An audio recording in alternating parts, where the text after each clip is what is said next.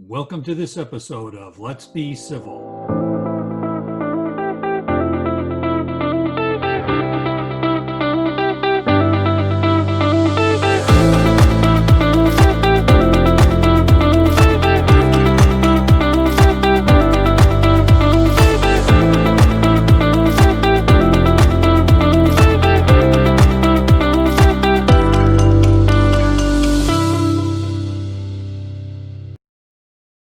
Today I have Tom Walle with me on Let's Be Civil. Tom Walle is a civil engineering graduate of Texas A&M University. After a brief stint in the construction industry, he entered dental school and became a doctor of dental surgery. He currently has a private dental practice in San Marcos, Texas. All right, so welcome everybody to another edition of Let's Be Civil, and this is going to be one of those episodes where we're going to talk with somebody who's not quite a civil engineer. So Tom is a civil engineer, but he does not practice civil engineering. He is actually a dentist, and he takes a lot of my money. So I have commented to him on a number of occasions that I got to be at least paying his utility bill for the year, something along those lines. I've spent many hours in the chair in his office, but that's okay because it's kind of cool to know that your dentist has actually got an undergraduate degree in civil engineering. Now, I'm not excited about the school that he went to, which he can comment on. But nevertheless, I think we'll have an interesting conversation about how you start out down this path and end up where you are now. So why don't you give us a little bit of background, and then we'll start kind of talking about your undergraduate career and how you got to be doing what you're doing today. Okay. So my background is I went to Texas A&M University. Graduated in got a little upset stomach there, so sorry. 1996, and then worked in the engineering field about 4 years. And I'm giving you just a quick flyover background. Yeah. I'm sure we'll delve deeper into it. And then decided to go to dental school. So I went to dental school from 2000 to 2004. And I've been doing that ever since, it's there. Surprisingly, not surprisingly, there are quite a few engineers that cross over into dentistry, and I was surprised to see that in dental school. But it makes sense, the draw for me, I guess, just to flow into the reason I picked engineering, and I've always enjoyed medicine. I started off with actually my undergrad in biomedical engineering, and then I took an anatomy and physiology class at the vet school from a professor that in that class just ate my lunch. And I was like, well, I really like construction, Right. maybe that will help. That'd be something I could do because anatomy and physiology. Oof. Anyway, so I went into the civil engineering department, and with a kind of emphasis in construction science, construction project management, and that's where I started my career. I worked for a commercial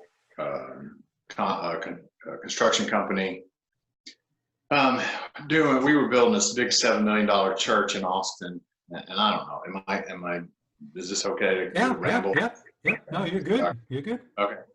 So we were, and I really enjoyed that. I really enjoyed the construction, going to work every day. I was a newbie, and I was just, when you get out and you have all this information in your head, and then you get to the real world, like you learn, you proved that you can learn. Now we're going to teach you what you need to know. And, Right. I think I made 2 decisions on that project, and both of them were wrong. I get this phone So call. that's when somebody tapped you on the shoulder and said, maybe dental school is the right place for you. Is that? I get a call and they're like, this is my supplier, my my red iron supplier. And if you're ever on a construction site, the crew that you don't want to make mad at you is the red iron crew, because man, they're tough. Anyway, the guy asks me, can I use this bolt size, and I'm just like, yeah, bolt's this thick, that's this thick. Yeah, go ahead, use it, It shows up at the site a couple days later, and the red iron guy comes in and he is fit to be tied. Who in the world ordered these bolts? And I just wanted to crawl in a corner, because you don't think about, you're new. You don't think about how to put the red iron together, so they need a little bit longer to. Anyway, that's not what you want to hear. But no, it's So dentists don't have a lot of need to be in Zoom meetings and be interviewed. So, right. So this is kind of a new thing for you. This may be a part 1, part 2 kind of deal. Okay. Once you get me started, you're lucky you didn't do it at 9:30 in the morning when the coffee's running 100%. Shut him off. So let me ask you this real quick. When you started in engineering, like you were talking about kind of bio side of things, you really weren't thinking of going past this. I mean, you so tell me if I'm wrong, but you went into engineering thinking that you were going to be an engineer. The first foray into biomedical engineering was I wanted to go to medical school. Oh, so you did have an interest in going to med school. Okay. I did. From the start. Okay. I did, and that's when yeah. So right. Now, what were you thinking that you were going to do? Were you thinking dental, or were you thinking something else? What was it that you were? Right. I wanted to be a physician. Okay. When you're 18, and I don't know how many 18-year-olds are going to watch this, you have an idea of what you want to do. And right. Life is not always going to follow that path. Right. You just go with it. So. Right. So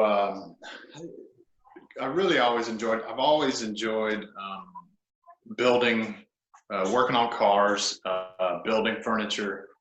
I had a 1976 Datsun V210 in high school that was about 10 different colors. If you consider rust a color, that was one of the colors. And I bondoed it, which was probably a good training for dentistry. Right. So I've always liked fixing things and working on things, and that was why the construction was I just enjoyed, that part of it. But it just so what the transition from construction to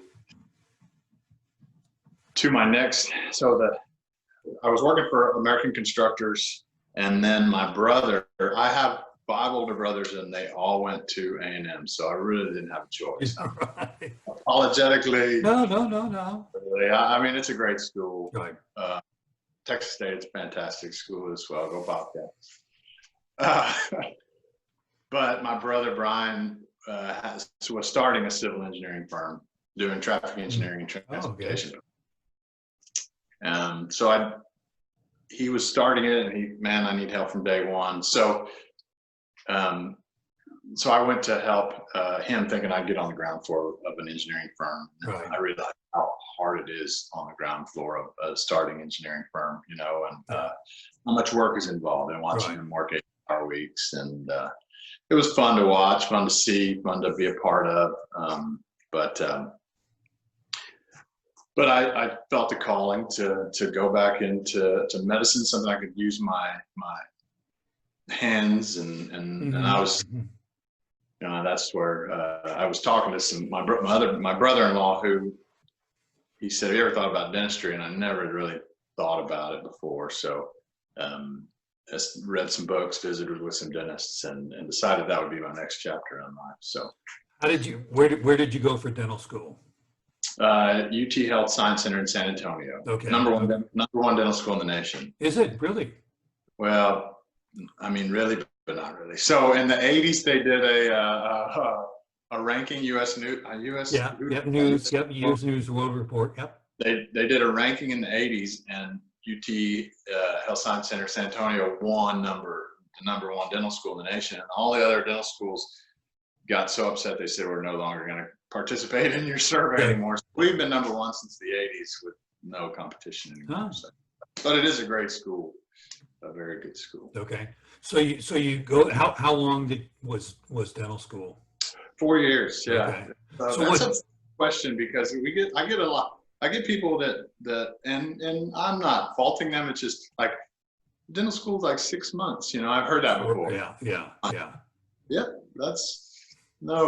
It's 4 years. So the first 2 years mimic medical school pretty much. We're in the gross anatomy lab with the medical students. We're dissecting cadavers. We're learning histology, pathology, all the pathologies. Right.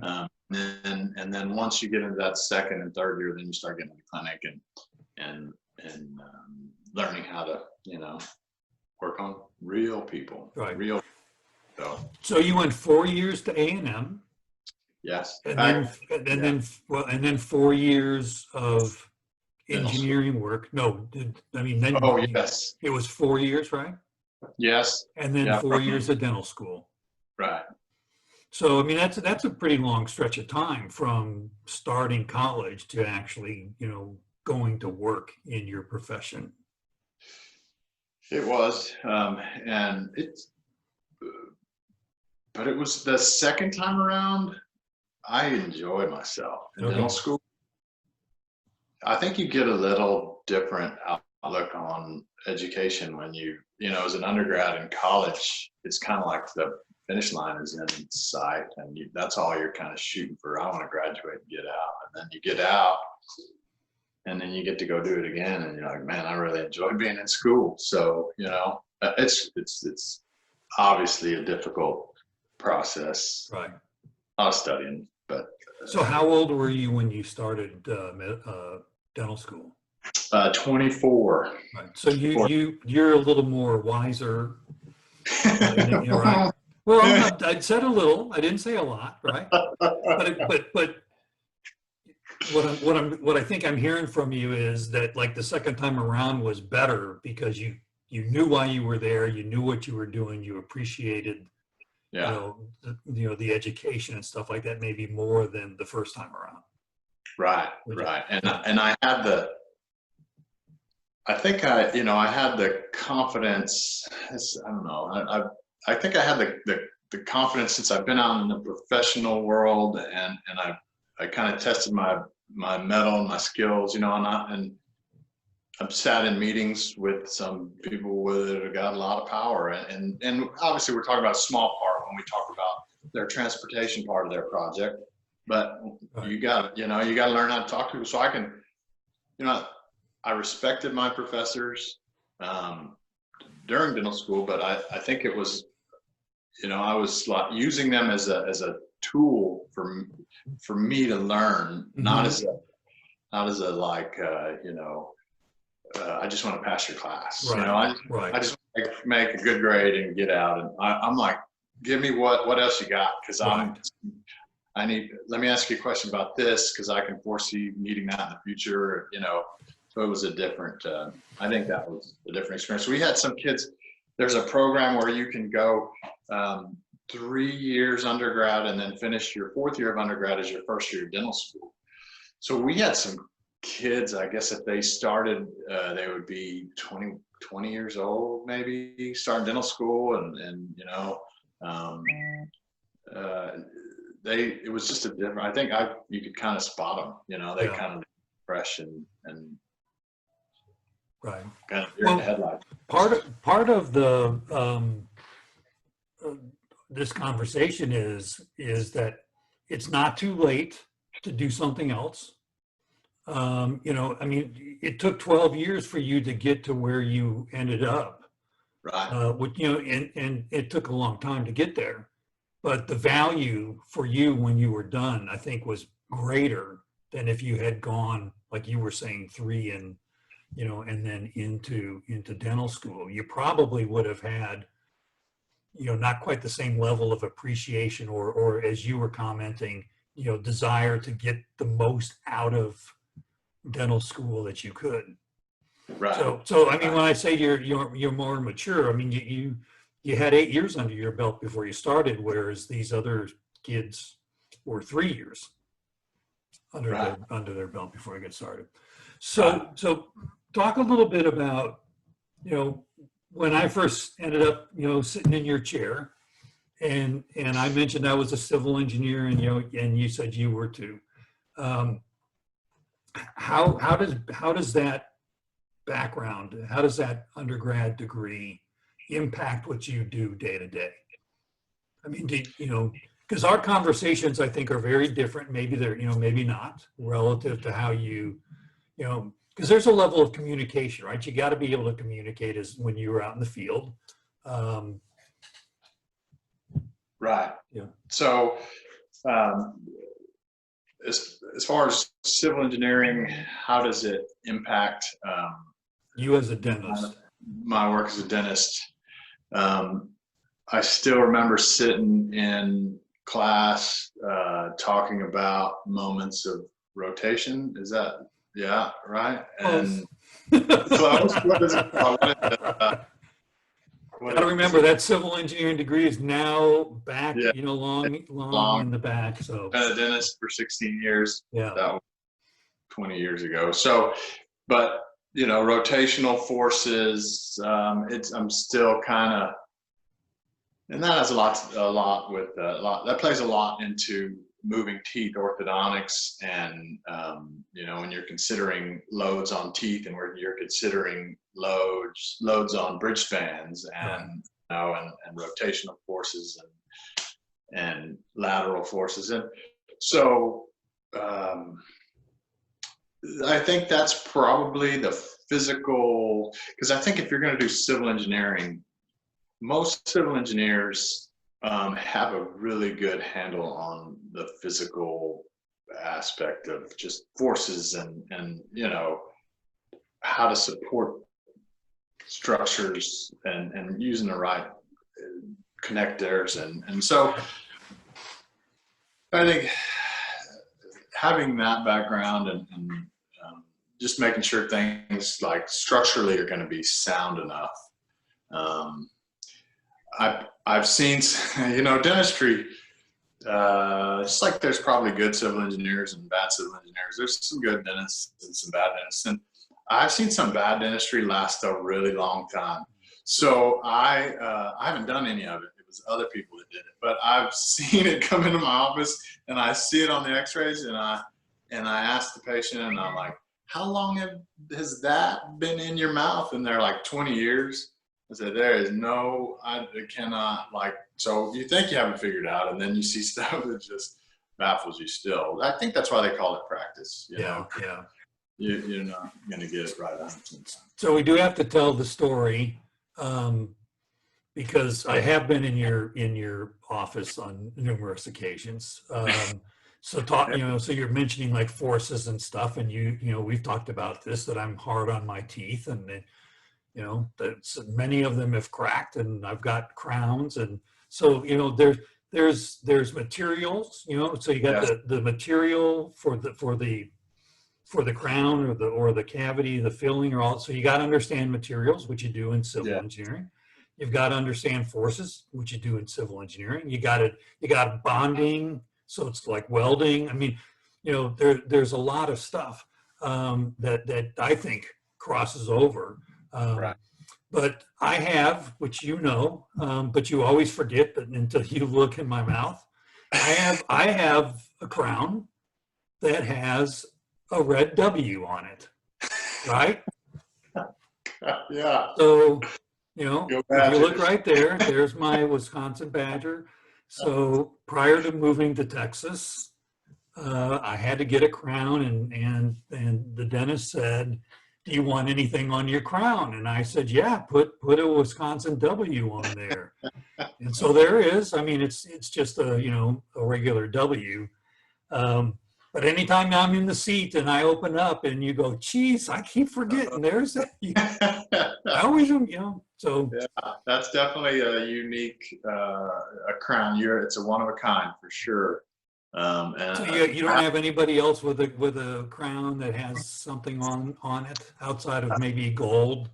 I have one other patient that has a crown, and he's a artistic guy. Okay. He actually knew the lab tech that built the crown, because in dentistry, we prepare the tooth. We take impressions, which we got a digital impression machine, which is pretty cool. It uses lasers and visible light to measure instead of the goopy stuff. Oh, well, geez, I'm going to have to crack a tooth to come in and have that done.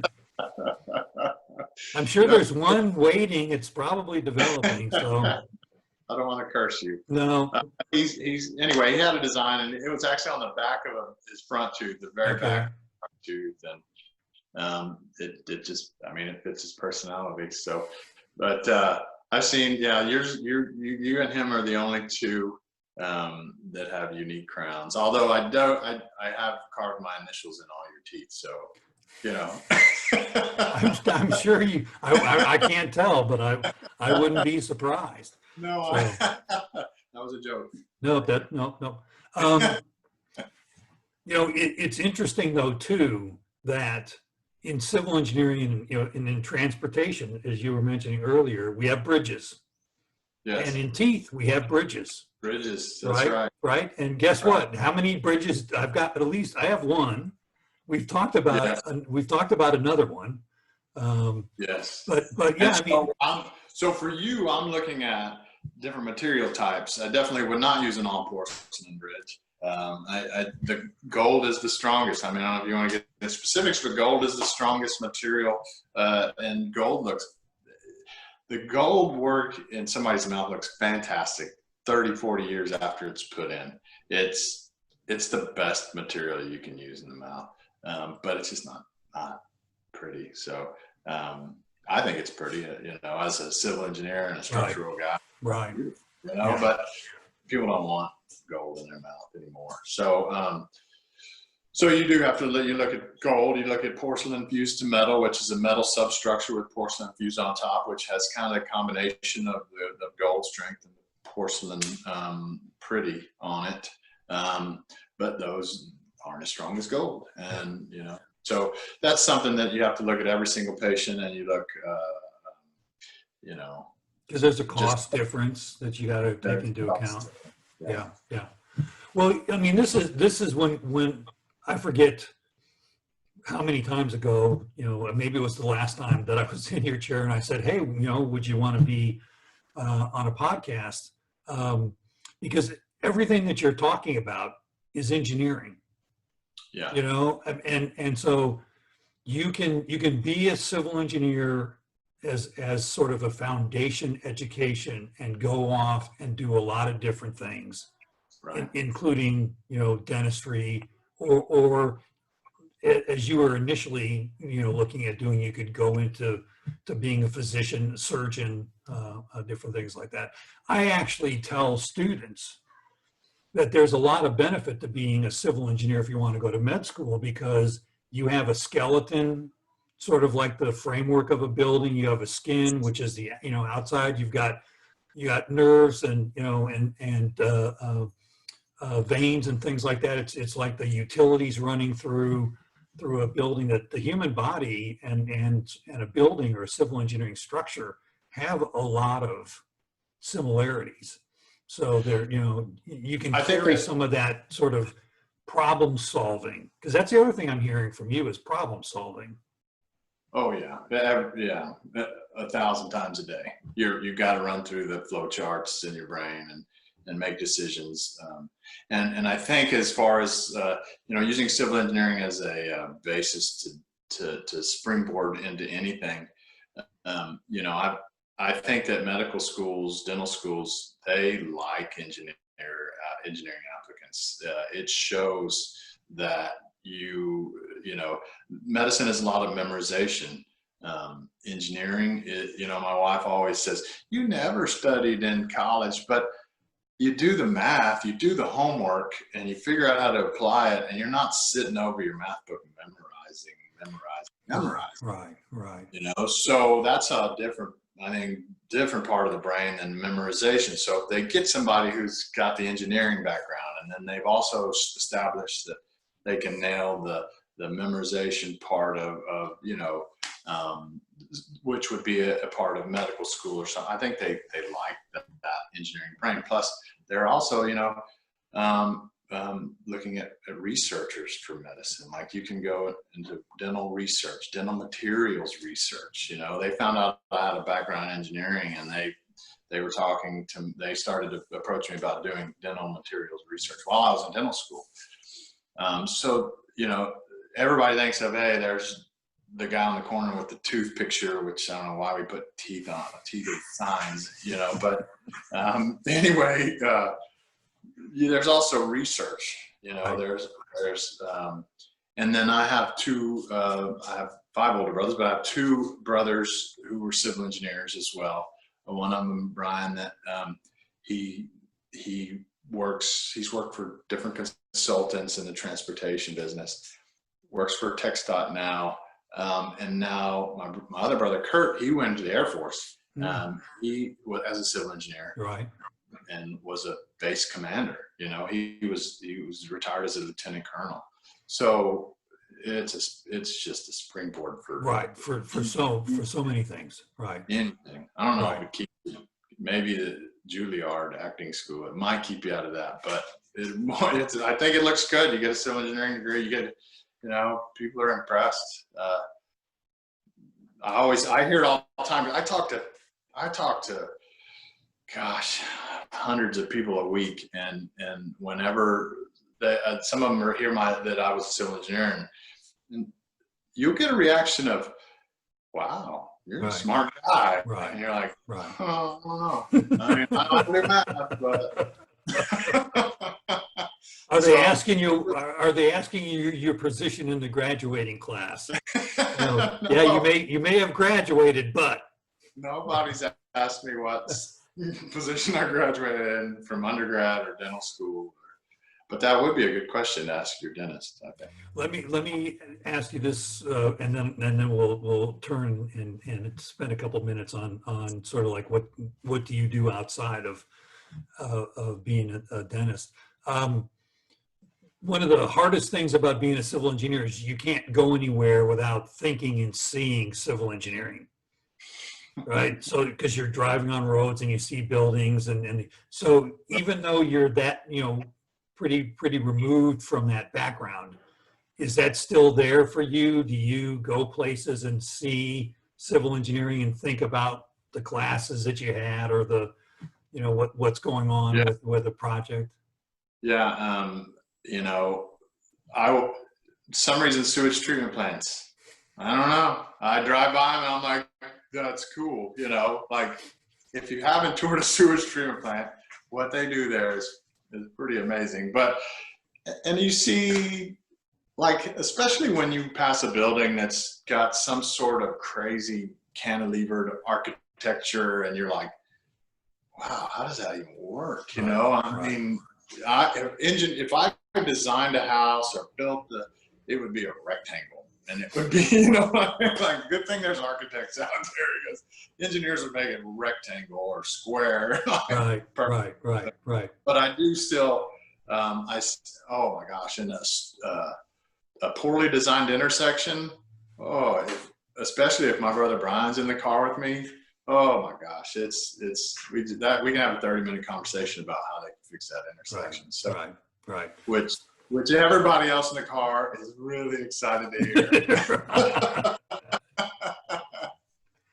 So it doesn't leave you, even though you're years out of that part of your life. It's I say to students, it's a curse. Being a civil engineer is a curse, because you cannot go someplace or look at something without having the civil engineering side of you come out. So try being a dentist. Dude, yeah. A party. And everybody says, you're a dentist? And then they go like this. I'm like, I wasn't looking at your teeth, but as soon as you move your hand, I'm going to look at your You're teeth. right.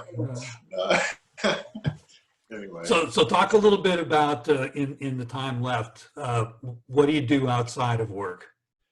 I'd like to feel like this morning I was fishing with a buddy of mine. We were kayak fishing. Oh, wow. I like to play golf. I do woodworking. My next project, we're renovating. Well, we're almost done renovating a 90-year-old house. It was quite a project with lead paint and Wow. rock siding. So, but now my next project there is to build some built-in cabinets. So, that'll take a while. Yeah. So you live on some property, right? You're kind of outside the city. We have 10 acres, and it's got a little pond, which is almost dry now. Oh, okay. So, and I'm pretty good at mowing the grass, pulling weeds. So yeah, my wife and I travel. We like to, we'll go to Mexico a couple times a year to sit on the beach and relax. Where is the furthest place that you have traveled to? So have you been to Asia? Have you been to Europe or anything like that? Or Yeah. So another drawback of being a business owner dentist is you have no vacation time. Right. So I'm pretty much limited to where I can get to within 8 hours. Okay. I'm not good to go. I would love to go to Thailand, and that's on the list one day. Thailand, Europe, and spend a couple weeks, but it's a long time to get there. So that's the plan, is to go far away. But we've been to we really enjoyed Costa Rica. We went with the family there a couple years ago. We kind of go tropical. We tried to go the last two spring breaks. We tried to go to Aspen to ski. So obviously the coronavirus was this year, and then Winter Storm Omer hit us last year. So I think God sent us the sign to don't go skiing. Just go to the beach instead. So Jamaica was fun. I think it's just really cool. I'm a big fan of the culture in kind of the central part of the earth, right around the equator. It's growing up in South Texas, a little of that Mexican culture spilled into my just me, and it's like I really like to take it easy sometimes, but we have to. It's you live high strung and very busy life. So what do you see? What do you see long term? So Thailand's on your bucket list, but when if you look now to retirement, do you see yourself living sort of Central America or Jamaica or so? I mean, do you see yourself moving to a place like that when you retire, we talked about it. It's a pipe dream. I mean, it's kind of it'd be fun, but I like Texas. I'm a Texas guy. Okay. I mean, I hear Wisconsin's nice, but I really like being in Texas. My family's here. By the time I retire, which is going to be in 10 or 15 years, and then hopefully if things go well, right. Hopefully I'll have grandkids. Who knows what my in-laws, my parents, what they'll need. Right. So, but then maybe I'll just be a dentist in Jamaica. 85-year-old dentist in Jamaica. Well, I mean, I could see you just going someplace like that and actually like having a home that was on the beach or near the beach, and you'd get up in the morning and go, take a fishing pole and throw it out there in the water and see what you might get for dinner. If you if you have any investment tips, like right now, to make that happen? No, are you trying to? I'll mention one thing on that, and then we'll need to wrap things up. That sounds lovely. I'd like to get there in a yacht. Yeah. My yacht. Yeah. On Monaco, maybe the Grand. Well, so that's that helmet right there. That's Lewis Hamilton. If you're a Formula One, that's his helmet there. Yeah. So he's on the yacht. You know, actually he lives in Monaco. Yeah, they all live in Monaco. A lot of them, yeah, a lot of them do. We'll wrap this up and offline. I'm gonna show you something, because otherwise we'll just keep talking. So I told you part 1, part 2. You're gonna. No, I really appreciate you coming on, because you are a really good example of, you can be a civil engineer as an undergrad, and it can take you to a lot of different places. And even if it takes you a bit of time to get there, you got to a place you're you know, I mean, you and I've talked, the shutdown and stuff made it hard for you as a business owner, you know, and I get that. But it's clear you like what you do, you know, you do it well. I appreciate the work that you do. Thank you. I appreciate that I can, you know, when I got a problem, I'm not waiting, you know, 6 months to see you. And we get things taken care of, but I, you know, I also have a standing reservation, so I mean, that's you know, so. We got your room still open, just waiting. Yeah. At some point, you know, all the money I spent's got to at least get my name, you know. So we'll pick one of the numbers, and then you can just have a little plaque, you know, with, you know, like somebody donated for the room. So, all right, sir. So hang on a second, because I want to show you something else. But thanks for being on the podcast. Thanks for having me.